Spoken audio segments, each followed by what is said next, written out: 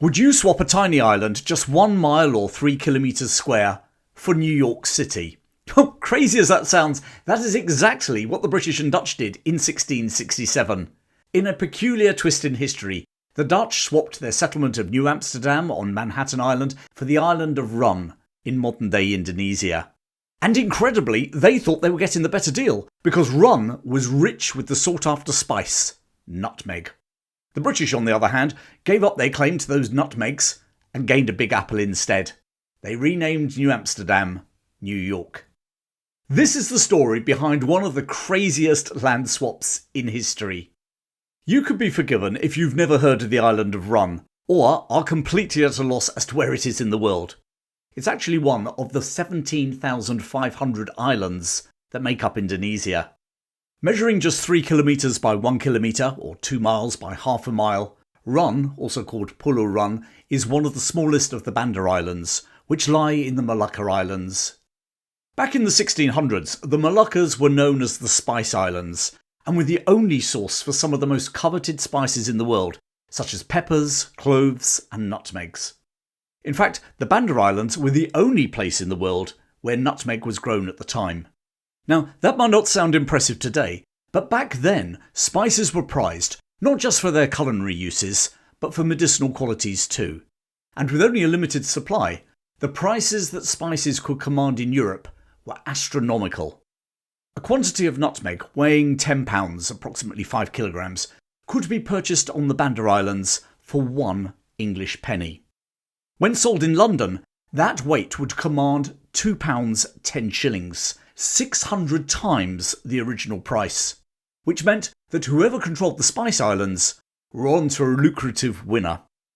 First to be in on the act were the Portuguese, but by the early 1600s they'd been driven out by an aggressive European competitor. And for once it wasn't the British, but the Dutch, or more precisely, the Dutch East India Company. Most of the islands in what is now Indonesia were independent of each other. So whilst we talk about Dutch control, in reality their control only ran to whichever of the 17,500 islands they'd either signed a treaty with or taken over by force, which left gaps in this lucrative spice-producing region. A gap that was spotted by the Dutch main maritime rival, the English. Whilst the Dutch had been exerting control over the Banda Islands, often violently, the island at the very far west of the Banda Islands remained free, the tiny island of Run.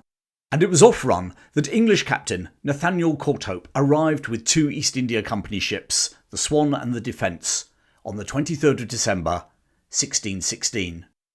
Worn down by constant struggles with the Dutch, the islanders welcomed the British.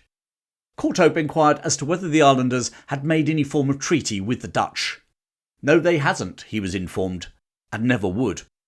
Having established that the Dutch had no legal hold over the island, or more importantly its nutmeg, he persuaded the islanders to sign a treaty with England instead. The ensuing treaty between Courthope on behalf of King James I of England and the locals made over the island of Run to the English crown forever. The English now had their own Spice Island, backed up by a treaty signed by the locals, and the flag of St George was duly raised. 2 days later, on Christmas Day, a Dutch naval vessel arrived on the scene. They demanded that the English leave the island. Courthope responded by asking if they had a treaty with the islanders, and then he flourished his own. After a standoff, the vessel sailed away to report the alarming news that the Dutch monopoly was under threat. Courthope swiftly fortified the island, bringing most of his ship's cannons ashore. Run might be very small, but that also meant it was easy to defend, as the Dutch soon found out when an attack was easily beaten off in early 1617. However, that small size also had a disadvantage. There was only 1 square mile to grow food, and the island had no water reserves, the defenders having to rely on collections of rainwater. The Dutch now decided that the best course of action was simply to blockade the island and starve out Courthope, his 39 Europeans, and their local allies. It became one of the longest and forgotten sieges in history. Even when one of his ships was captured and the other was taken over by disaffected crew and sailed to Dutch territory where it surrendered, Courthope refused to give in. In the spring of 1618, over a year after landing on the island, Courthope was overjoyed to finally see a British ship, the Solomon, sailing towards the island with much needed food supplies. However, as she neared the island, the hearts of the defenders on England's lone spice colony sank, as 4 Dutch warships swept in and captured her. Finally, in January 1619, good news arrived. A British fleet was coming to their aid. Back in December 1618, Sir Thomas Dale, previously the Deputy Governor of the fledgling colony of Virginia, had arrived in the East Indies with a squadron of ships. On the 30th of December, his fleet of 11 ships took on the 7 ships of Admiral Coen's Dutch fleet off Jakarta. For once, it was the Dutch who were outclassed and outnumbered, and eventually Coen turned tail and sailed for the safety of the Moluccas. But instead of giving chase, Dale decided to land on Java and take the main Dutch fort at Batavia. Coen got clean away, and then Dale failed to take Batavia.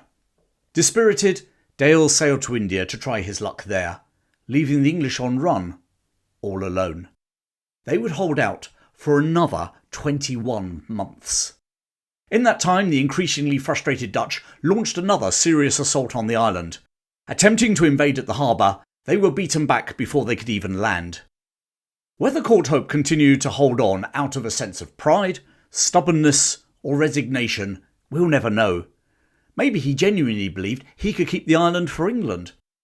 In October 1620, word reached him from the larger island of Great Banda that the locals had had enough of the Dutch hide-handedness and were planning to revolt. Courthope decided to secretly visit the island to encourage the rising.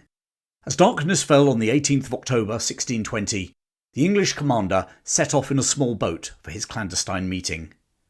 His English comrades urged him to stay put. They had a bad feeling about this proposed trip, and they would be proved right. One of their garrison was a Dutch deserter. However, this so-called deserter had actually been sending regular reports to Admiral Coen. Aware that Courthope was planning this trip, the Dutch prepared a trap. They placed 2 boats in a narrow channel, through which the English commander would have to pass to get to his rendezvous point on Great Banda. And there they silently waited in the dark night. Sometime between 2 a.m. and 3 a.m, they saw the light of a single lantern coming towards them on the water. It was Courthope. The Dutch pounced. In a furious gun battle, Courthope and his crew fought off 50 armed Dutch sailors. Eventually, the Englishman was shot in the breast. Rather than face capture, or maybe hoping he could still escape, he jumped overboard. That was the last time he was ever seen alive. It was just over a week later that the remaining defenders on Rum heard the news that their leader was dead. The fight finally went out of them, and shortly afterwards they surrendered to the Dutch. They and their commander, Nathaniel Corthope, had held out for 1,540 days, just short of 4 years and 3 months. Now, by any standard, that is one heroic, tenacious achievement. But after all that, the East India Company had lost their toehold in the valuable Spice Islands.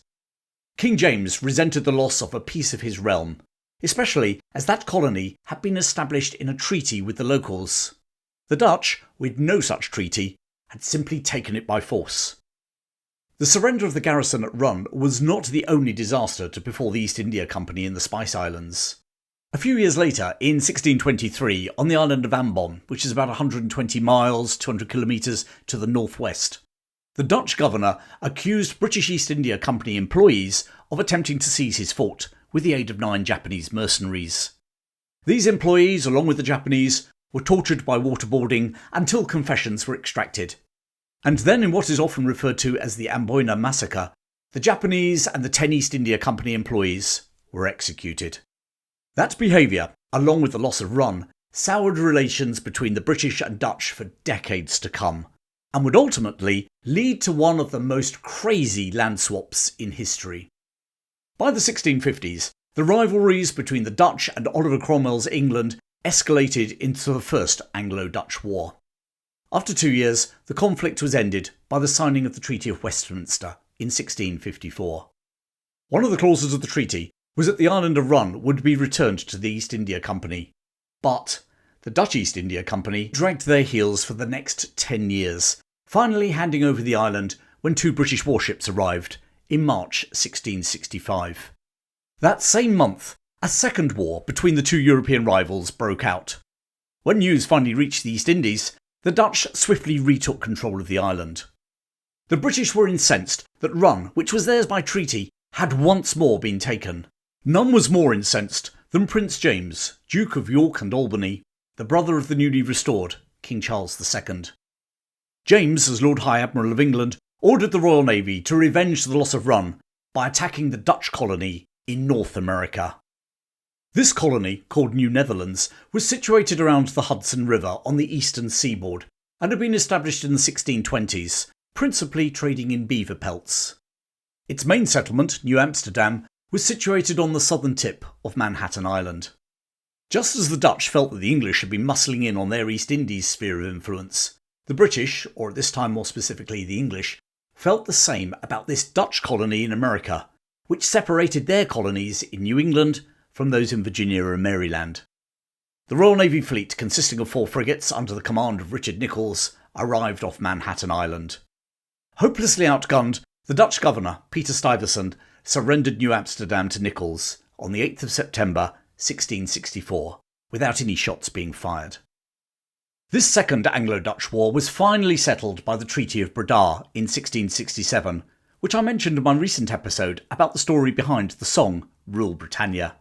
The English once more insisted that Run be returned to them, along with the colony of Suriname in South America, which the Dutch had happened to capture in this current conflict.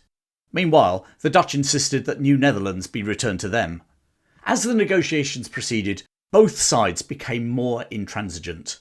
Neither side wanted to relinquish their gains in the war. And then a compromise was suggested.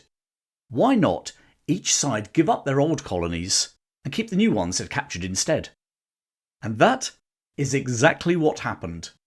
The Dutch kept Suriname and the Spice Island of Run, all 1 square mile of it, and in return the British retained New Amsterdam.